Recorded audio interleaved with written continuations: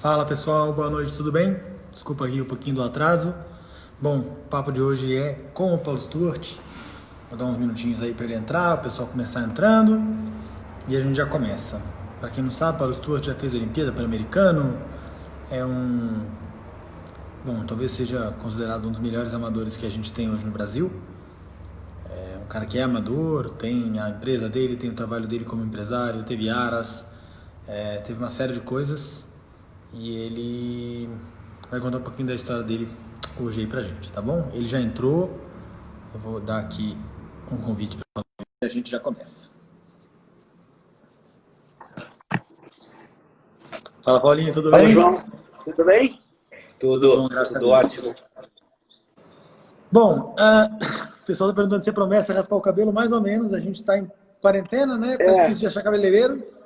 assim, os três últimos cortes foram da Isabela, então estou achando ótimo. Exatamente, muito econômico. É, Paulinho, primeiro, obrigado por ter aceitado aí o convite. Eu acho que todo mundo tem uma história incrível para contar. Eu acho que a sua história é uma história que foge um pouquinho dos padrões usuais que a uhum, gente tem. E eu acho que vai ser muito legal. Eu acho que tem bastante coisa para acrescentar. Então vamos começar logo com esse bate-papo, né? com E certeza. todo mundo me falou que história para contar tem. Todo mundo que eu falei que ia Bas- conversar com você essa semana. Tem bastante. Tem, Bom, tem, então vamos acho que tem começar. bastante coisa boa. Vamos começar pelo começo mesmo, né? Quando, como e onde você Uhum. começou a montar, Paulo? João, eu comecei a montar muito cedo, muito novinho. Eu comecei a montar em Teresópolis, nos caminhos do Quebra-Frasco, da Posse, fazendo o exterior. Meu pai alugou uma casa lá de veraneio, enfim, e isso eu tinha 3 para 4 anos, foi a primeira vez. Depois, a cada verão, isso foi se renovando. E Teresópolis, assim como Correias, Petrópolis, na Serra do Rio de Janeiro, tinha os cavalos de pracinha, não é? Os pangarés, os famosos pangarés de ponto, não é? E a gente montava, então, os pagarés, eu e uma outra turma, junto com meu pai e alguns amigos, e a gente começou a fazer ali exteriores e passeios em Teresópolis. Esse foi o meu primeiro contato com o cavalo, mas muito, muito meninote, João. Eu me lembro de eu galopando ali no quebra-frasco, de 4 para 5 anos de idade, já galopando no cavalo no quebra-frasco. E isso me despertou a paixão pelo cavalo, né? Meu pai, ele foi sempre um grande incentivador meu, foi o maior incentivador meu de longe, e ele tinha feito cavalaria. Então, meu pai tem uma história, enfim, bonita, é filho de imigrantes, e, enfim, eu sou a segunda geração nascida aqui no Brasil, minhas filhas são a terceira geração aqui dos Stuarts no Brasil, e meu pai tinha feito cavalaria. Então, ele já tinha ali, já tinha tido um contato com o cavalo, e eu fui gostando. Realmente, a gente passava lá os verões, eu fui gostando. E a coisa foi ganhando corpo, foi ganhando volume. E até que meu pai entrou de sócio no Teresópolis Golf Club, que está lá até hoje, tem uma parte hípica, enfim, que funciona lá até hoje. E a gente lá formou um grupo, junto com o Sidney Murray, que é recordista atual, imagino, de salto em Rio, no Brasil, saltou 7,5 metros em Rio, alguma coisa assim. O Lubomir Nestorov, que era um foragido da Hungria, saiu correndo lá da guerra, da perseguição, enfim, formou-se um grupo e a gente todo fim de semana montava e fazia exteriores. E era muito divertido, eu adorava, né? E me impressionava muito com o Sidney e o Lubomir, levavam aparelhos de cortar a cerca e canivetes, era um negócio, era assim, eles levavam a sério. E eu, com 8 anos, então, entrei para a hípica, para a escolinha, né? Foi quando eu comecei a montar ali de uma maneira regular, enfim, levando a sério, na escolinha da hípica. foi enfim, o meu começo Calma, da hípica do esporte. golfe, você disse. Do golfe de Não, três. não, na hípica do Rio. Na hípica do Rio já. Essa história toda do golfe foi antes e durante esse 8, 9, 10 anos, enfim, era lá e cá. Mas eu, com 8 anos, entrei para a escolinha na hípica e aos 9 eu saltei a primeira prova, ganhei um cavalo que chamava Ciatobá, foi o meu primeiro cavalo. É um cavalo tordilho da Sorocabana, como o Carlinhos diz, é exatamente esse aí. Esse é o Atobá. E foi o meu primeiro cavalo e me permitiu fazer a temporada de escolinha. E foi uma temporada, João, muito, assim, muito peculiar, porque eram 12 provas. Naquela época, a escolinha, você tinha provas no Marapendi, no Floresta, no Teresópolis Golf Club, tinha um circuito de escolinhas. E você poderia fazer 2 refugos, você não era eliminado, só no terceiro refugo. Sim. E de 12 provas, eu fui eliminado em 11. As 11 primeiras, eu fui eliminado. O Atobá, 3 refugos, eliminado. E a última prova da temporada, que depois tem uma foto com meu pai aí, foi a prova que eu consegui. Tá aí meu pai, enfim, foi a prova que eu consegui terminar. Eu dei apenas 2 refugos. Então, eu consegui completar o percurso inteiro pela primeira vez na última prova do circuito do ano de escolinhas. E isso, para mim, foi muito marcante. Foi um momento... Essa cena, eu me lembro, eu tenho essa cena muito viva, enfim, na minha memória, no meu coração. Eu sentado ali no colo do meu pai, eu muito emocionado, porque eu tinha conseguido completar um percurso sem levar 3 refugos. Você vê que quem gosta do esporte gosta mesmo, né? Não é só pela vitória, não é só pelo concurso. E ali, João, eu posso te dizer que foram os meus primeiros aprendizados. O hipismo, o cavalo, o esporte, mas principalmente o cavalo, o convívio com o cavalo e o hipismo, no sentido do esporte, me ensinaram muito para a vida, né? Para a minha vida como homem, como pai de família, como empresário, como empreendedor, em todos os campos da minha vida, o aprendizado que começou aí, não é, com o cavalo, a paixão pelo cavalo. O cavalo, o esporte hipismo, ele é um esporte que ele faz com que você tenha que entender o trato, a lida. Desde muito pequeno, isso foi muito marcante na minha vida, não é? Esse gosto, esse apreço e se interessar pelo cavalo, pela alimentação, pelo trato, enfim, e pela relação, porque é o único esporte em que você está montado, enfim, está interagindo com o outro ser vivo, não é? Acho que isso desperta muito interesse nos jovens como eu, à época, aí eu tinha 9 anos, e para mim foi muito marcante esse começo, e realmente me colocou ali, essa temporada, os primeiros aprendizados, né? Que tem a ver com perseverança, enfim, não é, com persistência, com cair e levantar, não é? E para mim isso foi muito importante, porque logo depois eu consegui deslanchar vamos dizer assim, uma carreira nas categorias de base que foi assim, foi extraordinário, foi muito bom. Mas o meu começo foi lá na Serra de Teresópolis. Acho que como enfim, muitos aqui que estão conosco montaram por ali, enfim, Petrópolis, Correias, Teresópolis. Alguns ficaram só no exterior. Eu fui um daqueles que acabou vindo para a hípica e gostei demais e segui do esporte. Maravilha. Você competiu, ou na verdade você compete a vida inteira, né? Você chegou a parar em algum momento? Não, João, eu nunca parei. eu nunca parei. Eu vou contar um pouquinho, vou falando assim um pouquinho Claro, desse meu exatamente tempo, isso. né?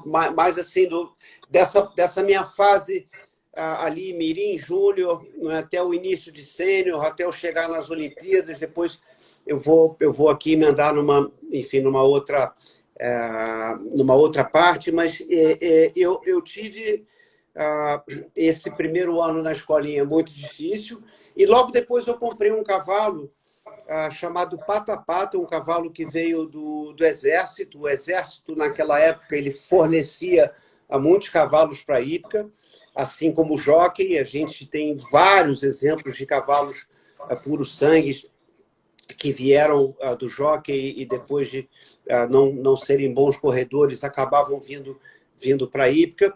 E o Pata Pata foi extraordinário. O Pata Pata me permitiu... Pata-pata é o Tordilho assim, também? é um turgilinho pequenininho que tem aí, tem uma manta da Guanabara, esse aí. Esse cavalo me permitiu ganhar tudo. Isso era mirim.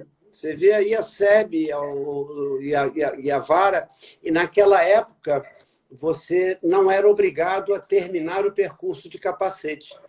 E como o capacete caía na minha cabeça, eu passava a bandeirola, soltava um e rapidamente eu fazia esse movimento e jogava o capacete fora. Olha que coisa.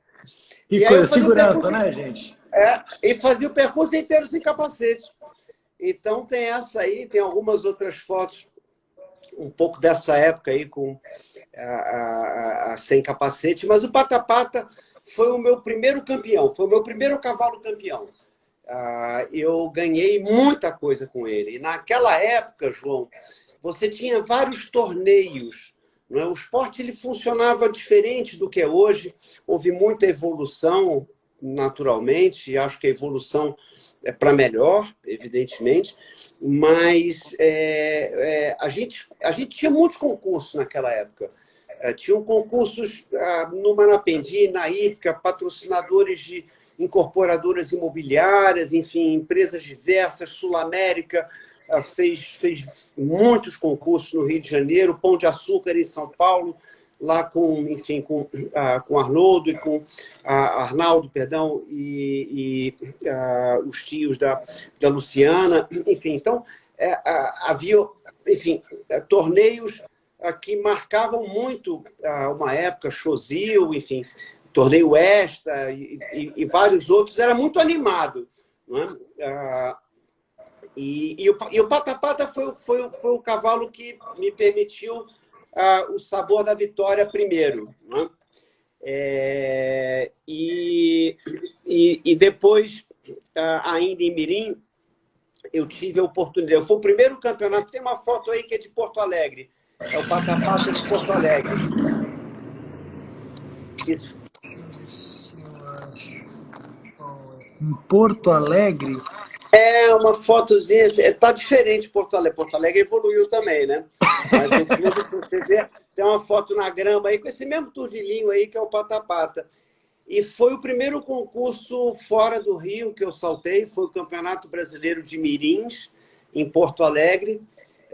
E lá conheci André, não é? O André Johan Peter, que enfim, é um grande amigo até hoje, foi meu companheiro de equipe, fomos à Olimpíada juntos. Essa aí que não dá para ver porque você está na frente, mas tem um poste no meio da pista que lembrava bem Porto Alegre. E o André tinha um cavalo chamado Moron.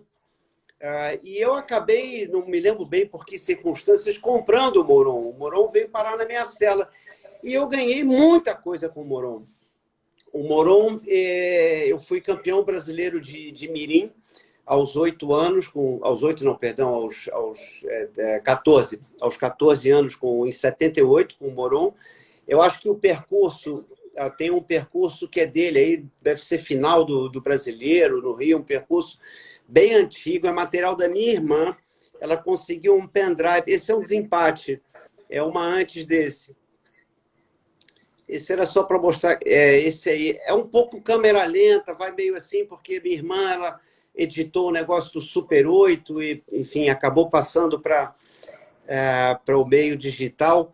Mas o Moron foi um cavalo extraordinário. Um cavalo, ele era quente, ele era até parecido um pouco com o Verde, esse cavalo que eu tenho hoje, importante. E ele era um cavalo quente, ele era pequeno, mas Isso é na muito época do Rio, bravo. não é? Isso é na época do Rio. Olha a saída do triplo. Era um muro a saída do triplo. Então, você vai ver um pouquinho os obstáculos aí são sempre muito fechados, os ganchos, tem umas fotos aí que são divertidas, que você vê assim, os ganchos realmente em nu. E era um outro tempo, né, João? Era um outro tempo. O equipamento ele evoluiu muito, o material evoluiu muito, mas você vê que o galope, a atitude, não é? A montabilidade, ela não muda muito. É claro que a técnica ela refina, não é? Com a evolução do esporte. Essa foto aí é uma foto de mirim. É uma foto de mirim com o Proton. Não é? Era outro cavalo já, né? Esse não é o Moron. Esse é outro cavalo, esse é o Proton. Esse foi o cavalo que me fez a ponte para Júnior. O Moron, o teto dele era ali no Mirim, e o Proton eu fiz o final do Mirim e o início do Júnior. O Proton foi o cavalo que me primeiro fez saltar uma paralela de 1,40, de 1,45, enfim.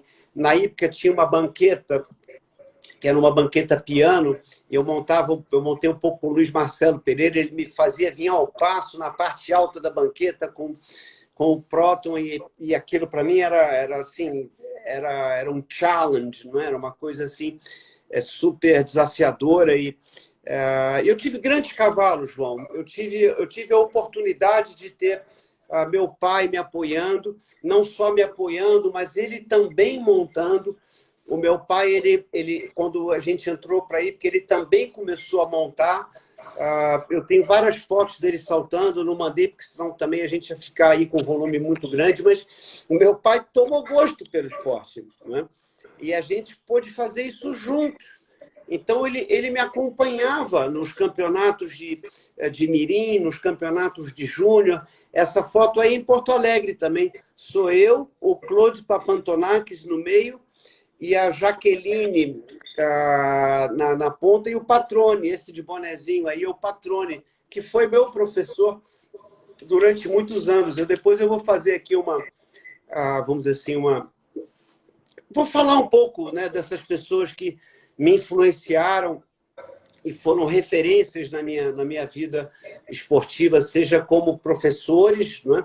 Seja como cavaleiros e amazonas que eu vi saltar e ganharem muito, e foram sempre muito referências muito importantes para mim, né?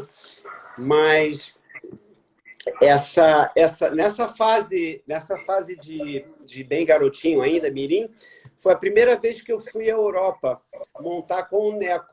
Foi em 76, em Chantilly. O Neco morava ainda em Chantilly, na França, e fomos eu, Carlinhos, Pota, Guga, Pedro Figueira de Melo, assim, um bando de moleque, tocamos um horror na casa do Neco durante um mês. Não sei como é que ele aguentou a gente. Aliás, eu sei, porque ele fazia coisas assim terríveis com a gente. A gente tinha que mudar o muro de lugar. Ele cansava a gente o tempo todo e a gente não se cansava. E as lembranças daquela época são maravilhosas, são muito, muito, muito boas. O Rodrigo tinha, na época, 5 ou 6 anos de idade, e tinha um pônei, né? E a gente rodava o pônei na guia e montava no pônei. O pônei era bravo, João, mas era bravo. O pônei, a gente não conseguia ficar em cima 3 voltas na guia, porque ele derrubava. E a gente caía na urtiga. Então era aquela coceira na coxa, na bunda, nas costas. E o Rodrigo era um meninote, enfim, tinha 5, 6 anos,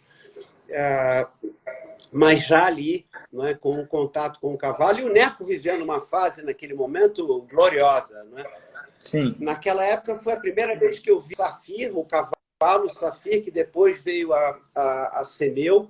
Não é? E foi o cavalo que eu fui campeão brasileiro de sêniors. É o cavalo que eu dei o nome da minha empresa, de uma das minhas empresas, é o Safira. Aliás, eu, na minha vida empresarial, eu tenho várias empresas que são nome de cavalo.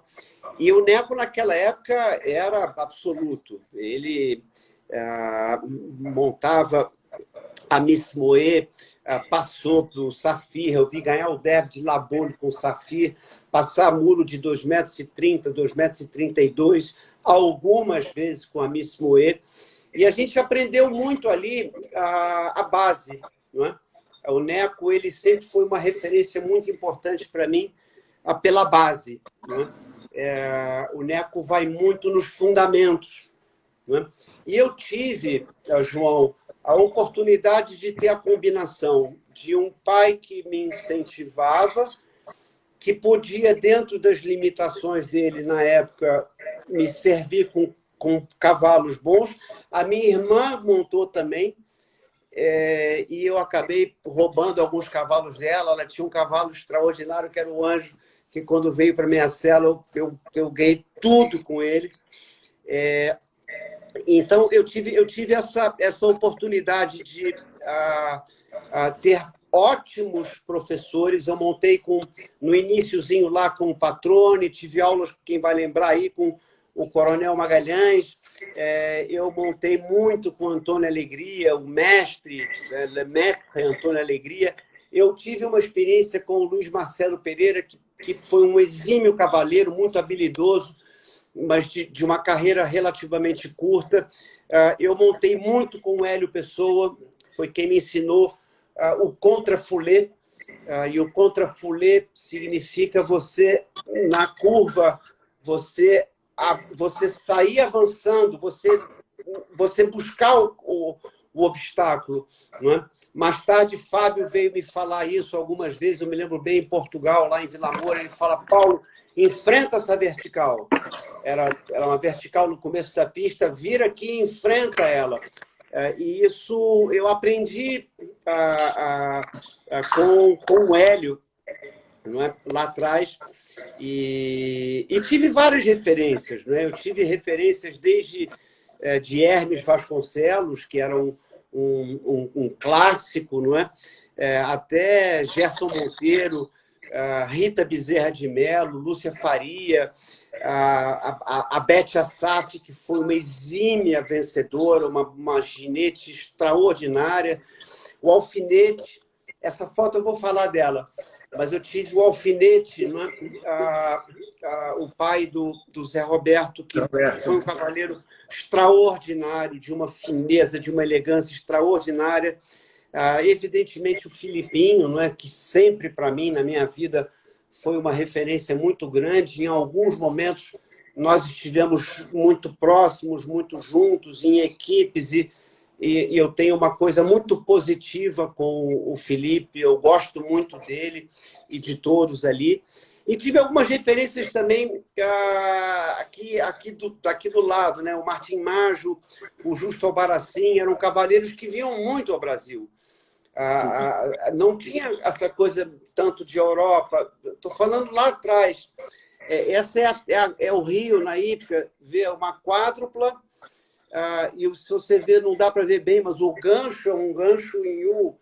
Então, você tem a sébia, a quádrupla e o Rio, para saltar uma prova de mirim. Né? Então, assim, era uma outra época. Era uma outra época, mas era uma época maravilhosa. Eu vi Roberto Marinho saltar 5 trips com camalote. Eu vi coisas assim incríveis. Eu vi Coronel Reinildo. Eu sou do tempo do Zé Luiz Guimarães, do Filipinho, com o Zé Luiz Guimarães, o Jorge lá no início, enfim, que sempre foi um grande incentivador do esporte. O Jorge, acho que tem, o Jorge Gerdau, né? Ele tem uma relevância para o esporte muito grande, tanto na criação como nos filhos, não é? Que representaram o Brasil, e na esposa à época, não é? A Cristina também, enfim. Então, o Jorge, além de cavaleiro, ele prestou grandes serviços, por assim dizer, ao hipismo no Brasil. E figuras incríveis, como também o Pedro Valente, não é? Que acreditou no Felipe num determinado momento e levou o cavalo para a Europa. São lembranças assim muito, muito boas, muito gostosas. Esse é o Safir, no Campeonato Brasileiro, em 83. Antes desse brasileiro, eu tive em junho, não é? Uma fase extraordinária com esse cavalo que era da minha irmã, o Anjo. Não é? Eu ganhei tudo, João. Eu ganhei tudo. E fui na Argentina, no Campeonato Americano. Nós fomos campeões por equipe. Eu fui vice-campeão individual. No ano seguinte, nós fomos ao México. Fomos campeão por equipe. Eu fui o melhor conjunto de todo o concurso. No último dia, zerava tudo. Eu fiz uma falta que me perdi o campeonato ali individual por essa falta. Então, eu tive a oportunidade de viajar, de competir nessa fase jovem, de mirim, de júnior, com uma turma muito boa. Né? A Hípica do Rio de Janeiro, ela tinha grandes ginetes. Na equipe do México foi Luciano, foi o Sérgio também, foi o Nelton Marcon, que hoje está lá em Nos Estados Unidos. Exatamente, está morando lá nos Estados Unidos. E foram assim, momentos muito, muito bons para mim, até que veio, depois desse brasileiro de sênior, em 84, a gente comprou o Platon. Né? A gente comprou o Platon e começamos o Aras lá em Teresópolis. Né? O meu pai, enfim, a gente teve essa história de fazer um Aras, e na época, para você lembrar como é que eram as coisas, você tinha um garanhão e 20, 16, 15 éguas, enfim. Hoje é o contrário, né? Você vai ter poucas éguas, você escolhe o garanhão que você quer, mas foi um movimento para nós. Esse é meu pai. Eu quis botar essa foto porque sou eu entregando o prêmio. Medalha para ele. Não é? Então, assim, ele, como eu disse, é a grande referência da minha vida. Ele me permitiu ter essa juventude, esse início, esse desenvolvimento no esporte de uma maneira assim extraordinária, me cobrando. Na hípica tinha sinuca, eu gosto de jogar sinuca, então desde 12 anos, 13 anos, às vezes meu pai ia lá na sinuca me chamar para reconhecer pista, e eu era muito tranquilo, João. Eu acho que eu trago essa característica até hoje. Eu nunca fiquei muito nervoso no Grande Prêmio, na disputa do campeonato. Eu disputei muitos, na época, muitos desempates e prova de nações e grandes prêmios. E eu era sempre muito, muito tranquilo. Na final do Brasileiro, tem uma história engraçada. Eu fui almoçar, era na Santo Amaro, né? Isso em 83, imagina. Então, o Felipe montava, não me lembro quem, tinha o Calil com a Coca-Cola, tinha a Cláudia Itajaí com os cavalos dela da época, Marsol, Puma. E eu vinha, no último dia, eu fui segundo na caça, fiz 0-0 no segundo dia, e eu entrei no domingo podendo fazer 4 faltas, que eu era campeão. A Cláudia Itajaí era segunda, ela tinha mais de 4 faltas de diferença. E a gente foi almoçar na casa do Brandão, né? Nosso querido Brandão, enfim, uma figura extraordinária do hipismo, lendária também.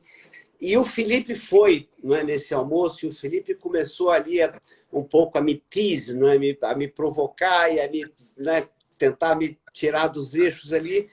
E eu tranquilo, falando, Felipe, não está tudo bem, comi ali arroz, feijão, batata frita, e cheguei lá, enfim, fiz a minha prova, fiz o meu 0. Na verdade, eu fiz uma falta na primeira volta e pude entrar na segunda volta podendo fazer mais 4 faltas, porque o que vinha em segundo também fez uma falta. E quando eu cheguei na linha final, só faltavam 2 obstáculos ali, eu realizei, bom, agora eu só não posso cair, não é? Então, foi um campeonato para mim muito, muito importante. E como eu disse, logo depois veio o Platão. Não é? O Platão que marcou para mim uma época extraordinária foi quando eu fiz a minha primeira gira na Europa, foi um ano antes. O João Aragão, ele foi comigo. Inclusive, acho que o Felipe falou aqui da história do Safir, do cavalo dele, Safir Tordilho, que o Cronol olhou o passaporte, não deixou ele entrar no concurso. Isso em Aachen. Sim, Imagina, sim. em Aachen. E éramos 3 brasileiros em Aachen. Eu, o João Aragão e o Felipe. E o cavalo do Felipe, o passaporte não batia com a resenha, porque era tordilho e tinha, enfim, clareado, não era mais tordilho negro, era tordilho claro. E o Cronão não deixou o Felipe saltar. Não deixou o Felipe saltar e aí o que eu fiz? Não tinha como, éramos só 3 cavaleiros para nações e eu tinha um outro cavalo, que era o Governer, que o João Aragão estava montando. E eu disse, João, você vai no Aslan, que era um cavalo dele, e o Felipe monta o Governer. E assim fizemos a Prova das Nações em Aachen. E o Felipe montou extraordinariamente, com uma maestria como lhe é de costume. Fez 2 ou 3 faltas, enfim, num cavalo que ele montou a primeira vez naquele dia de manhã, na Prova das Nações em Aachen. Né? Então, eu tive algumas giras pela Europa, João, que foram maravilhosas nessa época, 83, 84. Depois, em 87, eu fui aos Estados Unidos para treinar para o Pan-Americano. Eu montei com o Steve Stevens, que é hoje cost designer e marido da Debbie, né, da Debbie Sharp. E saltei Lake Placid e foi uma experiência interessante porque o Steve era uma outra escola, né? Eu vinha dessa coisa Brasil e Neco e o Steve era aquele americano sistemático e me ensinou uma série de questões que eu não tinha aprendido ainda, não é? De sistema, de certas disciplinas, não é? Da repetição de certos pontos para que você pudesse aprimorar. E ele puxava muito do meu assim, emocional também. Não é? Ele disse, olha, I want clear.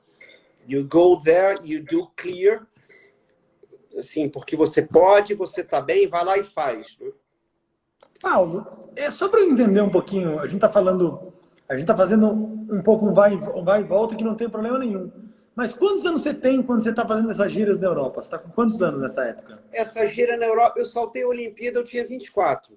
Então, você imagina, eu até 24 anos, eu já tinha ganho 3 campeonatos brasileiros, 2 americanos por equipe, vice-campeão americano, já tinha feito 2 giras para a Europa, que foi também, para mim, uma oportunidade extraordinária que meu pai me permitiu mais uma vez, enfim. E foi exatamente nessa época, 84, que eu comecei a trabalhar.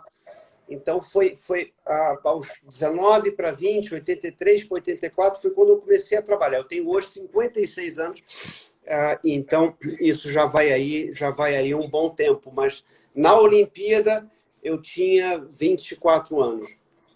No eu estou perguntando isso porque é justamente isso. Eu sei que dentro de um timeline, eu sei que você vira um grande empresário. Uhum. Você nunca teve, ou não sei se teve, é um pouco essa pergunta, a pretensão ou a vontade de ser cavaleiro profissional, como a gente diz hoje em dia, que vive do esporte. Isso aconteceu? Isso é uma coisa que seu pai colocou? Foi uma coisa que você realmente não quis? Que é um pouco uma história paralela à sua história enquanto cavaleiro. Exatamente isso, João. Olha, eu tive vamos dizer assim, esse pensamento, não é? Mas eu sempre fui uma pessoa muito, muito determinada, eu sempre fui uma pessoa muito aguerrida e sempre tive, mais uma vez, vou falar aqui uma referência no meu pai muito. Meu pai tem uma história de vida extraordinária que eu não vou me alongar aqui porque não é o tema da live. Mas ele me levou para trabalhar. O meu pai me levou para trabalhar. Eu estudava, evidentemente, eu passei para o FRJ, a primeira opção, economia, né? E o terceiro ano que eu fiz aqui no Rio, o terceiro ano no Andrews era um pouco bem tranquilo, você só repetia se não passasse no vestibular. Então, assim, foi uma outra fase da minha vida bem descontraída, jovem, 17 para 18 anos, Rio de Janeiro, enfim.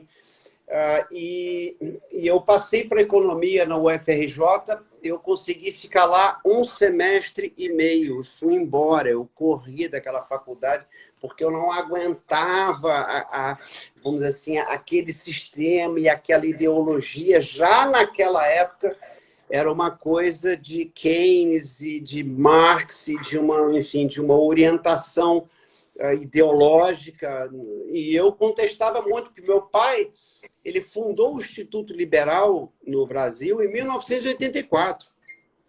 Meu pai traduziu Ação Humana, que é o principal livro do Mises, que é o mestre da escola austríaca, que é um livro de 980 páginas. Meu pai ele adotou uma postura e empreendeu também nesse aspecto, vamos dizer assim, que hoje a gente vê aí o Paulo Guedes e várias outras referências, mas o meu pai já pensava assim lá atrás, em 84.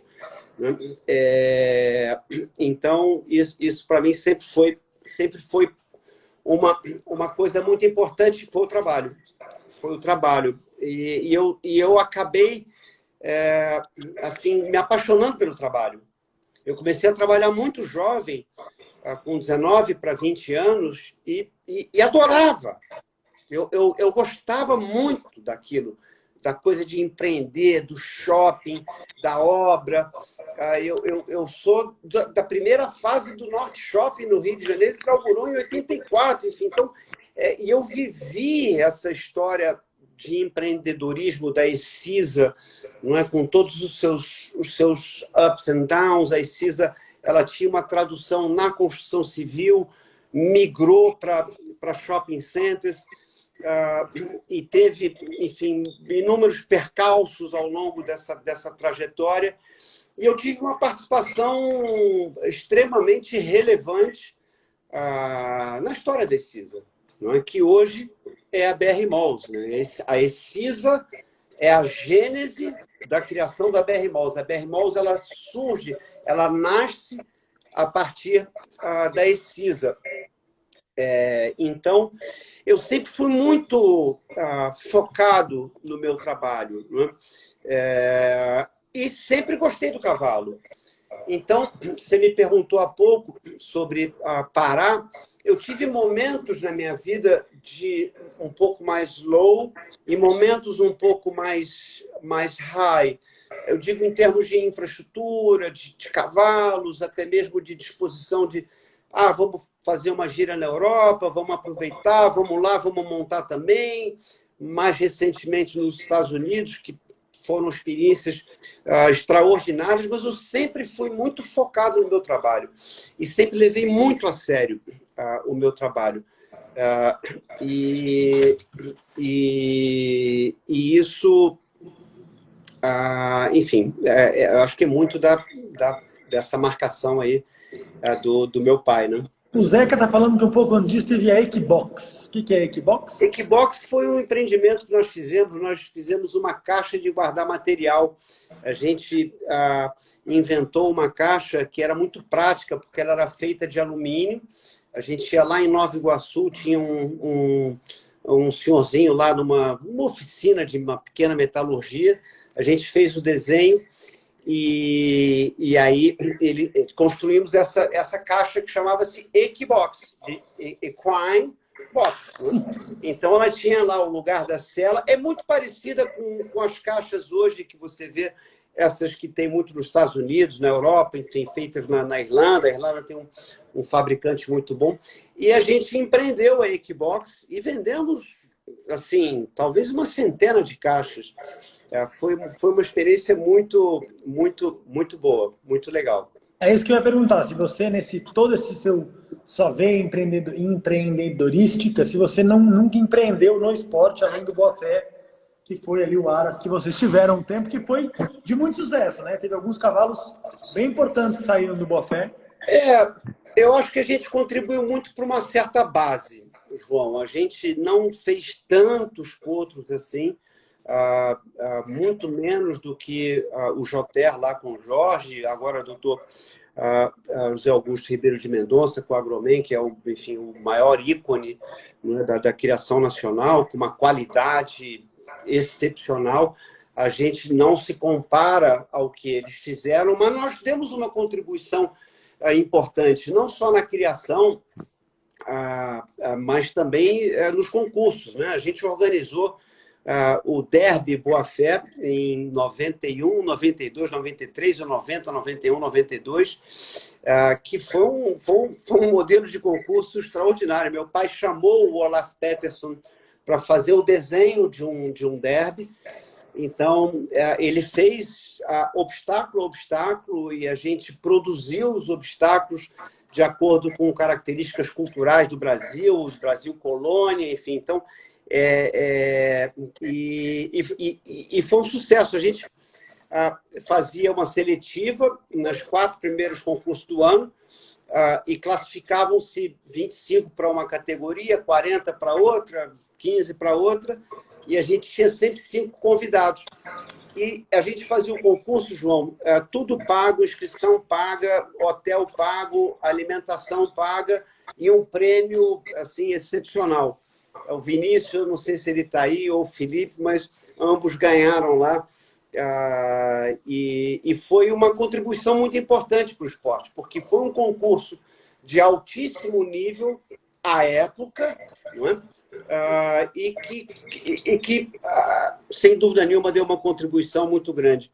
E a gente fez depois, aí já a turma, eu, o Zeca Palhares, o Pedro Figueira de Melo e o Rodrigo Sarmento, nós fizemos o circuito de inverno da Serra, e a nossa serra era um pouco abrangente, ela incluía Juiz de Fora, porque o Rodrigo é nosso amigo e a gente queria ter Juiz de Fora também. E a pista lá no clube era ótima, uma pista de grama maravilhosa. Que foi, João, o Fábio deve estar aí também, o que, de certa forma, inspirou o Serra e Mar, que foi um concurso que marcou uma época, um concurso que conseguiu aliar a alta técnica, o esporte em alto nível, com enfim, o show do Robertinho, o show enfim, não me lembro se dos Titãs, mas com eventos que confraternizavam e realmente marcaram uma época bastante divertida. Muito legal. Paulinho, vamos voltar agora ali para 83, 84, se eu não me engano. Uhum. Você falou que seu pai te levou para trabalhar. Uhum. Mais ou menos nessa fase. E aí você, de certa forma, você também está andando muito bem na carreira hípica, porque quando você começa a disputar as seletivas Pan-Americana e Olimpíada. Como é que você balanceou essas duas coisas e como é que aconteceu esse processo até chegar no Pan-Americano e depois na Olimpíada? Olha, eu repito, o Pan-Americano e a Olimpíada, no Pan-Americano eu fui o campeão da Liga Sul-Americana, que é o que define quem vai para a Copa do Mundo. Imagino que até hoje, enfim, seja assim. Então, eu, de certa forma, o Platão era um cavalo importado, era um Westphalen, um cavalo alemão, e ele veio para o Brasil. Eu ganhei, essa foto é nas Olimpíadas, eu ganhei a Liga Sul-Americana em 87, e com isso eu ganhei o direito de disputar o Pan-Americano, né? E pude ir para os Estados Unidos com 3, 4 meses de antecedência para treinar com o Steve Stevens, e com isso, vamos dizer assim, aprimorar, fazer aquele refinamento do treinamento para o Pan-Americano, que era em Indianápolis. Então, eu já estava lá nos Estados Unidos e foi uma temporada maravilhosa. e a gente acabou fazendo lá o Pan-Americano nos Estados Unidos, e logo depois veio a Olimpíada, né, em 84, quando eu fui numa temporada na Europa. 84, é isso? 88. 88. Desculpa, 88. Bom, isso aí. Desculpa, 88. 87, 88, sorry. 88. Fomos eu, André, Vinícius, enfim, lá estavam também Cristina e Vitor, o Neco como coach. E foi uma época, assim, João, maravilhosa, né? Maravilhosa. Você imagina, assim, e o André, Vinícius tem um pouquinho a mais, o André é meu contemporâneo mesmo. Você imagina a gente lá, 24 anos, na 7, 8 meses na Europa, a gente se divertiu muito. Foram concursos incríveis. Eu fiz aqui uma lista de vários concursos que eu fui. Certamente não são todos, mas são muitos que naquela época marcaram muito para mim, principalmente na Suécia, né? O concurso lá de Estocolmo, a gente saltou no Estádio Olímpico, o CSO, a gente saltou em Malmo, tiveram histórias incríveis lá na Suécia. E eu tive, então, a oportunidade de fazer concursos que poucos fizeram, né? Eu vou até dar uma olhada aqui. Eu fiz La Baule-Royan, Dinard, Vichy, Les Soliers, diversos concursos na França. Eu fiz Chantilly, fiz Gesteren 2 vezes, fiz Wiesbaden 2 vezes, eu fiz Rickstead, eu fiz Malmo, fiz Estocolmo, fiz Barcelona, fiz Lake Placid, fiz o Global Miami, fiz Linz, fiz Lisboa, Roma 2 vezes, eu fiz Aachen, né, que evidentemente é o Olimpo, né, do hipismo, além de vários outros concursos aí na Bélgica, na Holanda, na França, Maubeuge, Espanha, Jerez da Fronteira, Vila Moura, enfim, algumas vezes. Fiz o GP de $1 milhão nos Estados Unidos com o Allegro, saltou espetacular, bati nos 2 compostos, na saída dos 2 compostos tiveram relativamente poucos zeros, e o Allegro é um cavalo, a gente vai chegar lá, que me deu também muitas alegrias. Muitas alegrias. Paulo, eu acho essa coisa que eu acho mais legal dessas lives é um pouco isso. A gente vê você hoje saltando ali as provas fortes, sempre meio na correria, né? Dificilmente você tá assim. E eu acho mais legal é que é isso. Você é dos poucos amadores que estão saltando o Grande Prêmio. E eu digo mais, eu acho que poucos amadores podem esbanjar um currículo que você esbanja. Você treinava muito, você era muito dedicado. Como é que você conciliou trabalho e esporte? Então, eu tive uma base muito boa. Eu tive uma base muito boa, muito sólida, não é? E quando, depois das Olimpíadas, principalmente, onde eu fui ali, vamos dizer assim, no ápice, não é? E era um momento, para mim, também importante de trabalho, porque eu comecei a trabalhar em 84, a Olimpíada foi em 88. Enfim, então ali tinha um pouco uma definição minha no trabalho.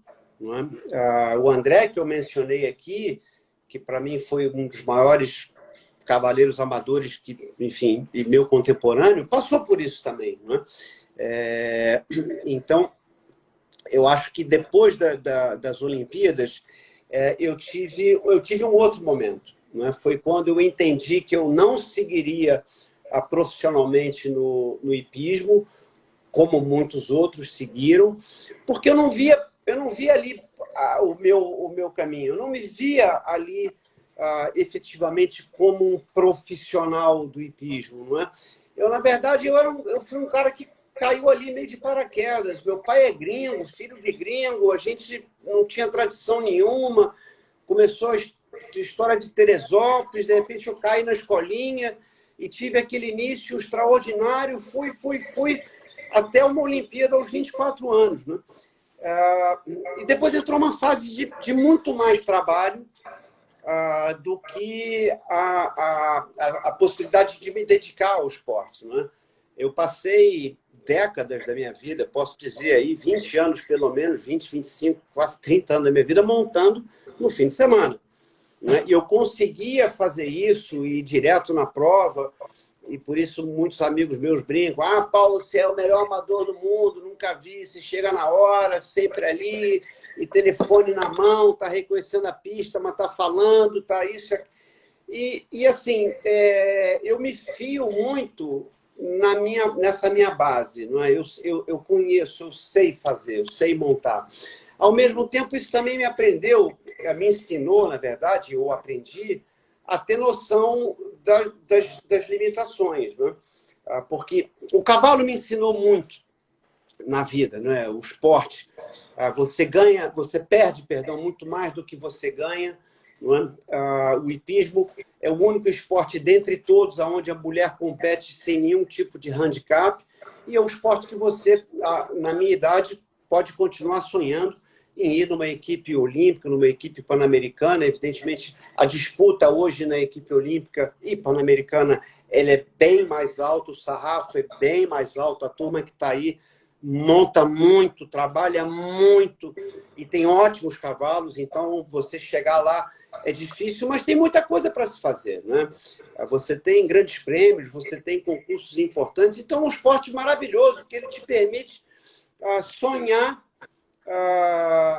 em fazer algo importante numa fase da vida em que a grande maioria, se não todos os demais esportes, já não te permite mais, né? Então, acho que o hipismo ele tem essa característica que é extraordinária, né? Você vê meninas de 18, 19 anos montando cavalos importantes contra holandeses e alemães de, enfim, 50, 60 anos, 1,90 m, 1,95 m, pesando 100 quilos e competem de igual para igual, né?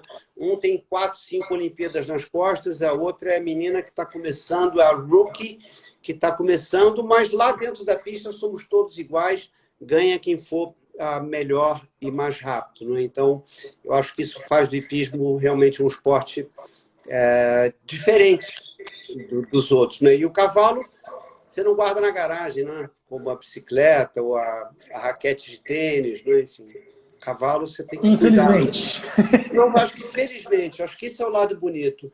É o respeito ao cavalo, com certeza. é a interação, é você saber que a harmonia e cavalo tem dor, a égua cicla, ovula, garanhão tem as suas particularidades, cada cavalo é um cavalo, não é? E cabe ao cavaleiro saber tirar o melhor daquele cavalo. E acho que na derrota, o ensinamento que eu tive para a vida foi olhar para dentro, não é? Eu sempre procurei na derrota um aprendizado de olhar para dentro e ver como eu poderia ter feito naquela situação, naquela circunstância melhor para aquele cavalo específico. E não como um automóvel que você freou, entrou na curva, vai entrar sempre... Não. Então, eu acho que esse reconhecimento, essa busca, não é, do autoconhecimento no erro, na derrota, o cavalo nos ensina muito, né? Paulinho, você tem aí um currículo, até o Thiago Matos comentou que não é só invejável para os amadores, não. Você tem um currículo que acho que a maioria dos profissionais não pode dizer o mesmo. Qual que você acha que foi o momento mais marcante da sua carreira como atleta? Sem dúvida, a Olimpíada. Sem dúvida, porque a Olimpíada ela te coloca num outro patamar, não é? E eu, assim, eu era muito jovem, não é? E a Olimpíada realmente foi, nesse sentido, não é? O ápice, não é? Aachen foi extraordinário, mas montar numa Olimpíada, você fazer o discurso, a cerimônia de abertura, a cerimônia, enfim, o treinamento, você viver a Vila Olímpica, você ver os outros atletas. Eu fazia aquela ideia errada de que eu ia ver só deuses gregos, a beleza grega na Olimpíada, não é? Porque todos iam ser altos, fortes e bonitos e bonitas. E não é nada disso, João. Não é nada disso. A Olimpíada tem de tudo. Tem gordo, magro, baixo, fino, magricelo, tem de tudo. Né? E você se vê ali como mais um.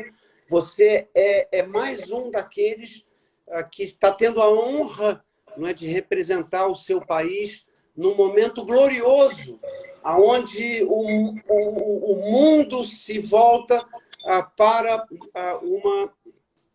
uma série de competições esportivas que celebram a vida, não é? Que celebram a união dos povos, que celebra o desafio, o challenge, não é? Da melhor performance. E fazer parte disso realmente é algo extraordinário que a gente carrega para a vida, não é? Enfim, sem dúvida nenhuma, a gente carrega isso para a vida. São memórias, são lembranças maravilhosas. E o outro lado da moeda, qual que você acha que foi o momento mais complicado seu como atleta? Olha, eu acho que houve alguns momentos em que eu, de certa forma, vamos dizer assim, me frustrei por não ter conseguido aquilo que eu desejava, não é? Mas aí entra, o João, um outro lado que, assim, aquilo não era o meu principal tutti, não é? A minha principal coisa a fazer, a minha prioridade, eu sempre consegui levar muito bem.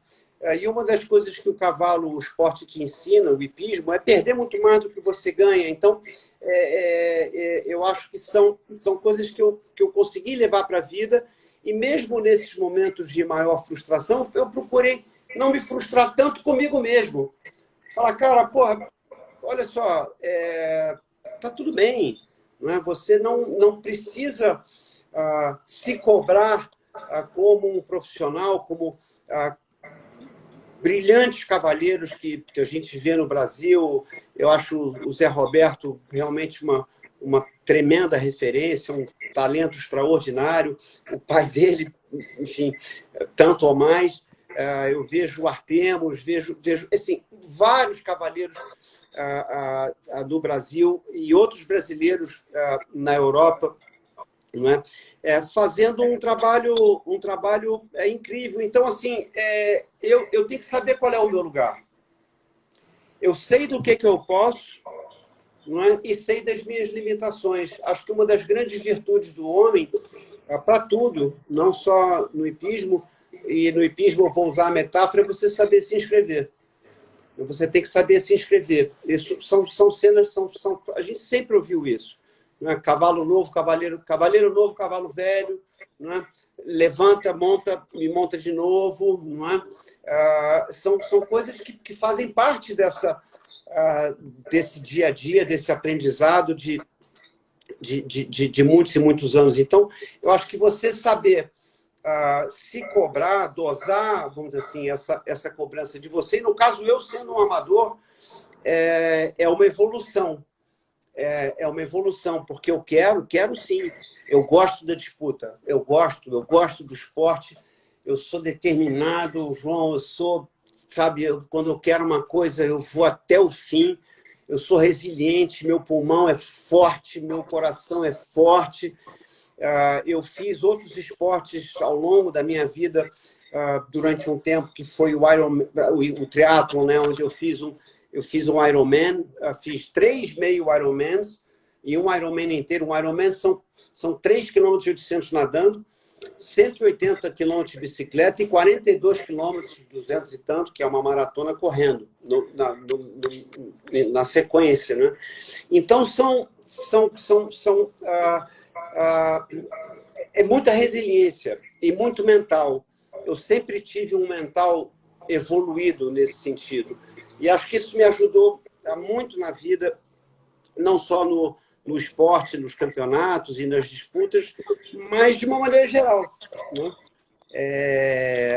De uma maneira geral, em várias situações, como empreendedor, como empresário, como homem de negócios e vivendo... Assim, eu brinco, eu sou do tempo da Revolução, né? Eu nasci em 64, eu participei das diretas jazz, eu vi o Tancredo Neves se elegendo e não assumindo, enfim, a coisa toda lá de Sarney, os vários ciclos de planos econômicos e Brasil, inflação, e eu vivi isso ali na frente do trabalho, não é?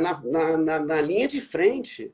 Paulinho, eu vou ter que te interromper, a gente tem 15 segundos para encerrar essa live, e aí eu vou ter que abrir a outra para a gente continuar o papo, tá bom? Tá bom. Só para a gente poder parar o raciocínio antes de você embalar nesse segundo papo, eu estou fechando ela agora e a gente já volta.